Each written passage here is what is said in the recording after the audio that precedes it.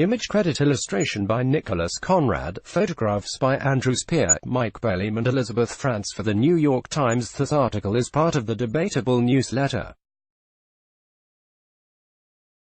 You can sign up here to receive it Tuesdays and Thursdays. If Andrew Yang has anything to say about the Democratic presidential debate tonight, there's a good chance it will include the words, "Freedom Dividend, Mr. Yang," a businessman who is polling just behind Mayor Pete Buttigieg and ahead of far more experienced politicians, has staked his candidacy on the idea of giving every American citizen $1,000 a month, no questions asked, to end poverty, protect workers from the threat of technological disruption, and usher in a new era of human capitalism. Listen to Mr. Yang discuss his proposal on the Daily and the argument ahead of the debates. The debate: is a universal basic income the key to a more just, prosperous society, or a moral and economic hazard? What you need to know. Although the unconventional nature of Mr. Yang's candidacy has lent it something of an eccentric cast, the idea of a guaranteed income has a long history. Thomas Paine, as Jamal Bowie has written, argued in 1797 that landed property owners dispossessed most people of their natural inheritance to the earth and should be taxed to compensate for that loss. The concept of a UBI has since found support from figures as politically diverse as Martin Luther King Jr., Richard Nixon, and the famous free market economist Friedrich von Hayek. No country has yet implemented a UBI like Mr. Yang's, but precedents of a kind exist. Alaska draws on a state-owned investment fund, created by its oil wealth, to cut its residents a check every year, $1,600 in 2018. More robust programs are now being tested in smaller communities across the world, from villages in rural Kenya to Stockton, Calif. While some UBI plans from the right aim to replace the existing welfare state entirely, Mr. Yang's would offer an alternative to some current benefits, such as food assistance, while stacking on top of Medicare, Medicaid and Social Security. The program would cost roughly $3 trillion a year, according to a working paper from the National Bureau of Economic Research, a sum Mr. Yang would finance, in part, with value-added and carbon taxes. As Matt Iglesias points out at Vox, a UBI of this magnitude would bring total government spending up to levels seen in France and Scandinavian social democracies. The big debates, distilled. This guide will put in context what people are saying about the pressing issues of the week. Sign up for our new newsletter, Debatable, What People Are Saying and UBI is a safeguard against the future. Mr. Yang argues that automation and artificial intelligence will soon throw millions of Americans out of work and that a basic income will be the only way to guarantee them a decent standard of living. We have 5 to 10 years before truckers lose their jobs, Mr. Yang told the Times, and all hell breaks loose. There's good reason to be skeptical of cataclysmic predictions of humanity's obsolescence, since automation has been eliminating jobs, and creating new ones, for hundreds of years. As Robert B. Wright writes in the Times, technological disruption may simply produce a future without many good jobs, a crisis whose beginnings we have already begun to see. What will happen when robots push most people out of steady work and into lower-wage gig jobs? I doubt we'll see a revolution.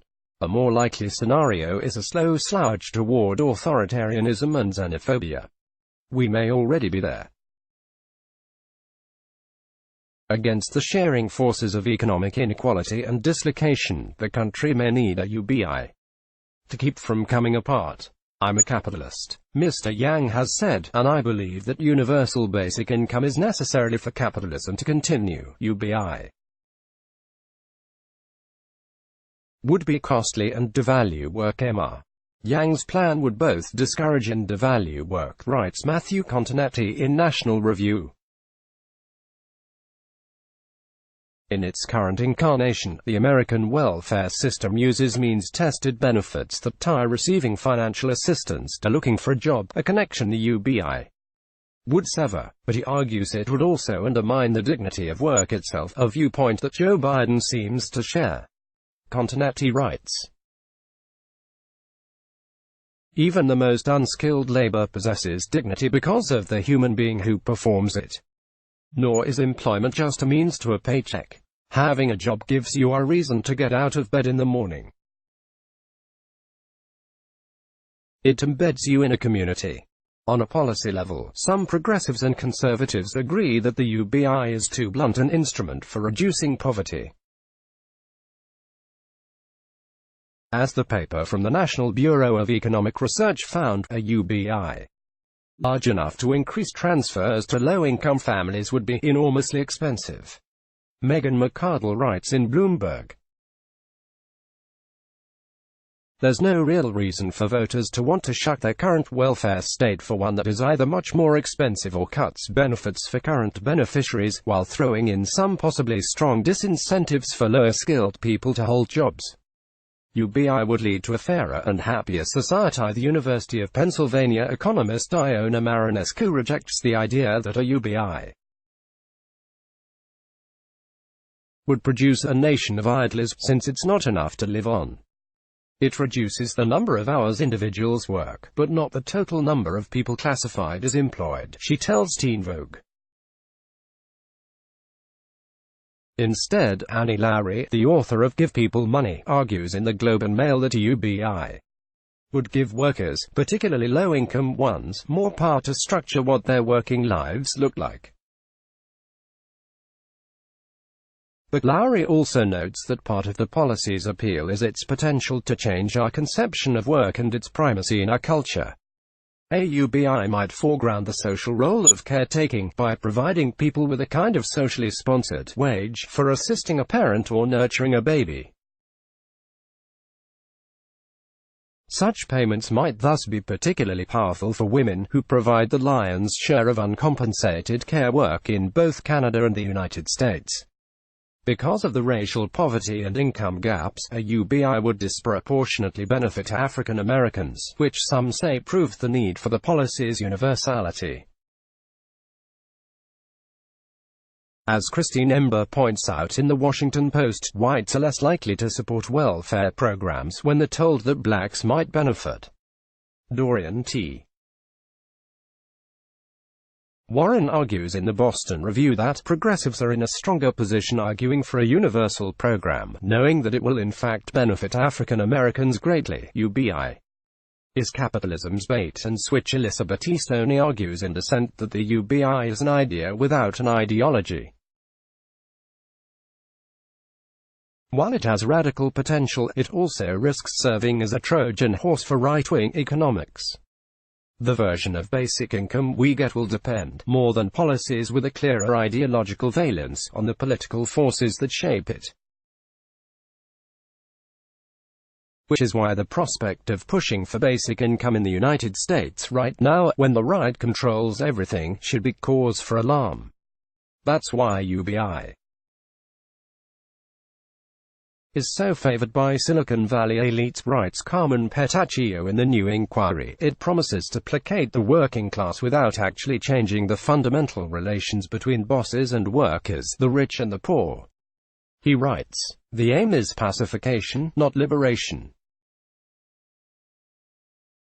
A universal basic income is, in the most cynical sense, a subtle kind of doomsday prep for the tech billionaire, a means to diffuse the revolutionary potential of the working class by supplying them with the absolute bare minimum, just enough to keep them almost happy, fat in the apps. This argument shares similarities with Karl Marx's opposition to the concept. As Nathan Heller writes for The New Yorker, a society with a basic income has no pressure to pay employees a good wage, because the bottom constraint, subsistence, has fallen away. The takeaway idea of a UBI has been debated for centuries and, as an instrument of eliminating poverty, deserves to be taken seriously. But as with any universal economic program, there is no way around the politics of picking where the money comes from and who reaps the greatest benefits. Would it require those who need it least to pay for those who need it most, or would it simply hide existing inequality behind a slick veneer of egalitarianism? What's at issue with UBI, says Heller, isn't actually the movement of money but the privileging of interests, not who is served but who's best served. This doesn't mean that it's not an idea worth considering, Heller writes. It means only that it's not a magic spell. Do you have a point of view we missed? Email us at debatable@nytimes.com. Please note your name, age and location in your response, which may be included in the next newsletter. More PERSPECTIVESA Forum of Writers explore basic income's regressive and progressive potential. The Boston Review. Antti Jauhiainen and Juna Hermanni McKinnon write about the flaws of a Finnish UBI trial. The New York Times. Judith Shulevitz makes a feminist argument for a UBI. The New York Times. Annie Lowry has a Q&A about the arguments for and against a UBI. The American Enterprise Institute. For the Archives. A front-page headline from June 23, 1971. Image credit The New York Times. What you're saying is what readers had to say about the last debate. Do we really need active shooter drills? Unfortunately we do. A teacher with the username Precarious Illusion commented on the Times' site. I'm the shield that protects my students, which includes told in intruder drills, now taking the shooter's life if need be. James Ago from New York commented that other everyday activities, like bullying or driving, pose far greater risks to students than mass shootings. The real solution for guns, although not likely to take hold, is to reduce and eliminate them. Love letter. Did a friend send you this? Get your own newsletter by signing up here. Let's block ads. Why?